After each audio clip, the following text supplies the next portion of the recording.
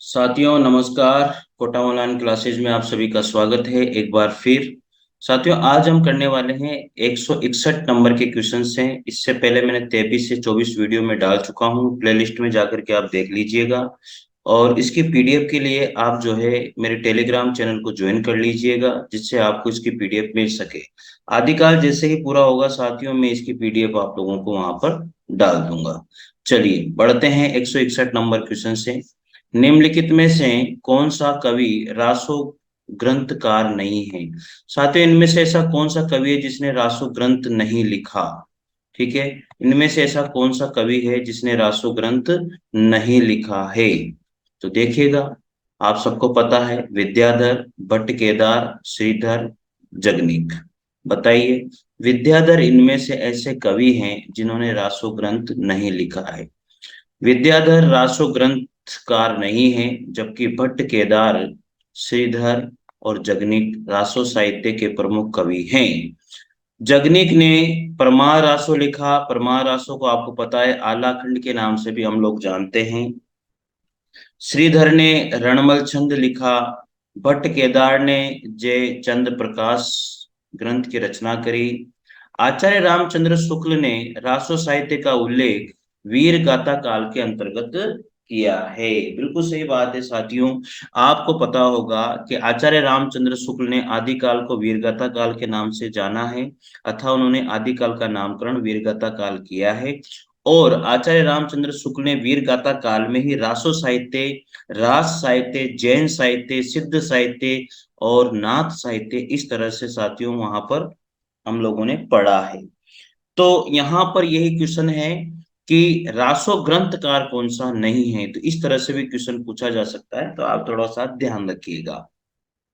मतलब हर काल में जिस जिस काल में जो जो कवि आते हैं ये भी आपको पता होना चाहिए।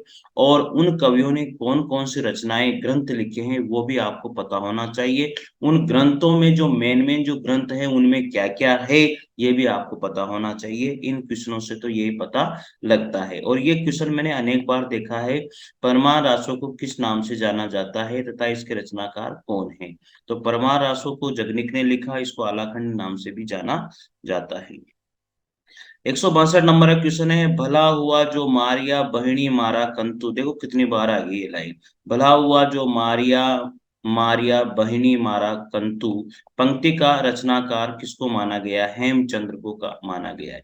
भला हुआ जो मारिया बहिणी मारा कंतु किसको माना गया है? हेमचंद्र को।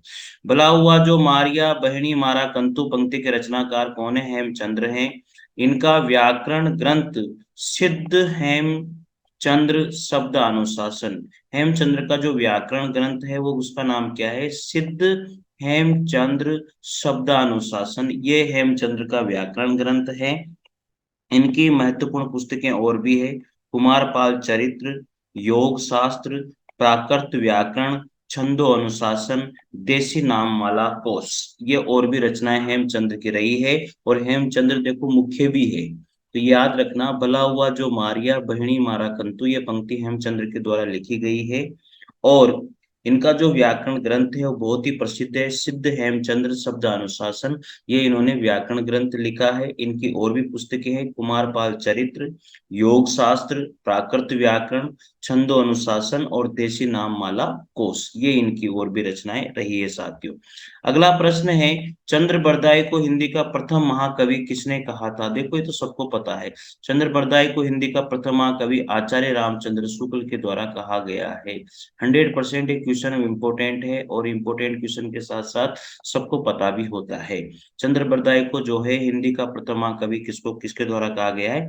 आचार्य रामचंद्र शुक्ल के द्वारा कहा गया है। आचार्य रामचंद्र शुक्ल ने हिंदी का प्रथम महाकवि चंद्र बरदाई को माना। शुक्ल जी ने जो है चंद्र बरदाई हिंदी के प्रथम महाकवि माने जाते हैं, और इनका पृथ्वीराज रासो जो है हिंदी का प्रथम महाकवि इन्होंने माना है।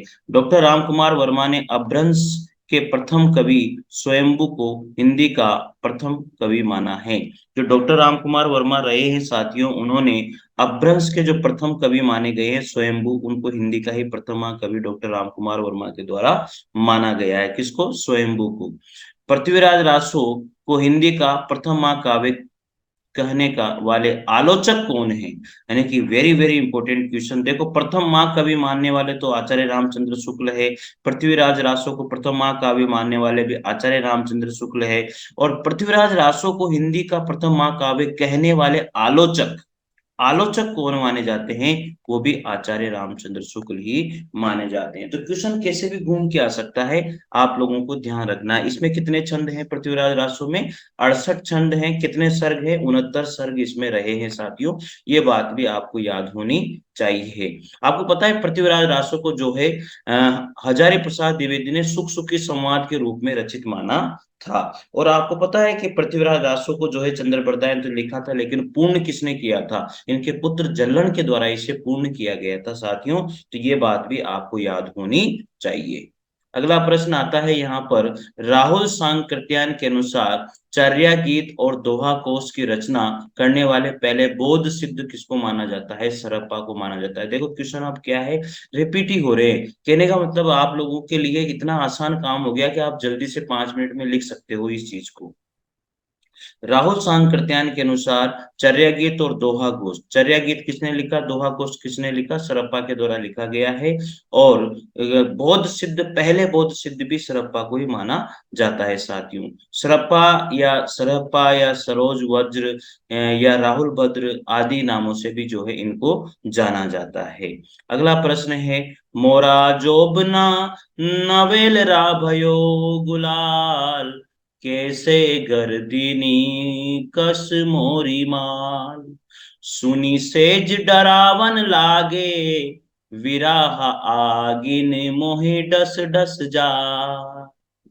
उपयुक्त काव्य पंक्तियां किस कवि के द्वारा लिखी गई है? ये तो मुझे पता है, अमीर खुसरो के द्वारा लिखी गई है। मोरा जोबना नवेलरा भयो है गुलाल, कैसे घरी दीनी कस मोरी माल, सुनी सेज डरावन लागे, विरह आगिन मोहि डस डस जाए। साथियों कैसा लगा मेरे द्वारा गाया गया ये पद जो है मैंने थोड़ा सा राग में गाया है। आप लोगों को अच्छा लगा हो जरूर कमेंट कीजिएगा यार, ठीक है। चलिए, अमीर खुसरो ने ये पंक्तियां लिखी है, अमीर खुसरो के इसके कवि हैं। और भी हम देखते हैं, मोरा जोबना नवेलरा भयो गुलाल, कैसे गर्दिनी कस मोरी माल, कैसे गर्दिनी कस मोरी माल, सुनी सेज डरावन लागे, बिरहा अग्नि मोय डस डस जाए।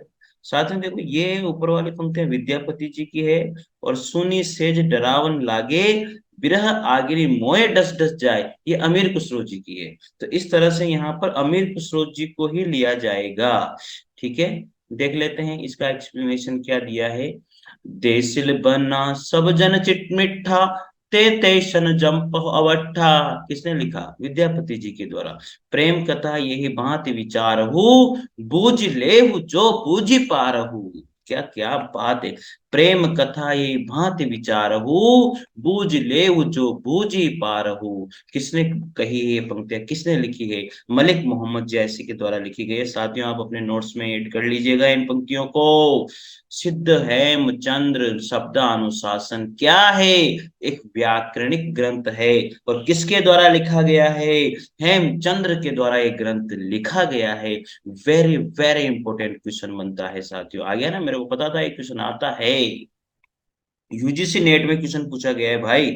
तो सिद्ध हेमचंद्र शब्दानुशासन एक व्याकरण संबंधित ग्रंथ है। और इसके राइटर, इसके लेखक हेमचंद्र जी हैं। हेमचंद्र की अन्य रचनाएं और बता देता हूँ, काव्यानुशासन, शब्दानुशासन, और भी रचनाएं थी जो हम लोगों ने यहाँ पर पढ़ी थी, ठीक है। और आचार्य हेमचंद्र जो है संस्कृत के अंतिम महाव्याकरण थे और महापंडित थे। अतः हेमचंद्र को कली काल सर्वज्ञ भी कहा जाता है। हेमचंद्र को कली काल सर्वज्ञ भी कहा जाता है। साथियों याद रखिएगा, ये सीक्वेंस पूछी जाती है। 168 नंबर क्वेश्चन, थोड़ा सा आप लोगों को ध्यान रखना होगा। सरप्पा पहले नंबर पर आएंगे ये, लेकिन यहाँ पर भी सरप्पा। सरप्पा के बाद में लुहिपा आते हैं। लुहिपा के बाद में पुष्पदंत आते हैं। तो सरप्पा, लुहिपा, पुष्पदंत तो अधमान, तो इसमें डी ऑप्शन राइट हो जाएगा, ठीक है ना। सरप्पा, लुहिपा, सलूपुआ, सलूपुआ, इस तरह से इसको क्या बना लोगे आप, इसको इस तरह से साथियों, इसको बना लोगे आप क्या, ट्रिक बना लोगे, सलूपुह, सलूपुह, तो इस तरह से ट्रिक आप याद रख लीजिएगा, ये आपको अच्छे से याद हो जाएगा। चलिए, रचना काल व कवियों का सही अनुक्रम इस प्रकार है। सरप्पा पहले राइटर, पहले कवि माने जाते हैं सिद्ध साहित्य के, उसके बाद में लुहिपा आते हैं, पुष्पदंत आते हैं, फिर अद्धमान को लिया जाता है। यहाँ पर इनकी किस किस शताब्दी में रहे हैं, इस तरह से आप लोग याद कर सकते हो। सरप्पा स से सातवीं, सरप्पा स से सातवीं, लुहिपा, लुइपा आठवीं, पुष्पदंत दसवीं, दंत दसवीं, अद्धमान अद्ध the the the the the the the the बारहवीं, बारहवीं, बारहवीं, बारहवीं, बारहवीं, ठीक है, याद हो जाएगा। Very nice. 169 नंबर पर आते हैं। सिद्धों से संबंधित रामचंद्र शुक्ल के कौन से कथन सही हैं। देखिएगा, सिद्धों से संबंधित यहाँ पर कथन जो सही है उनको ध्यान रखिएगा। वज्रयान में आकर महासुखवाद का प्रवर्तन हुआ, बिल्कुल सही है।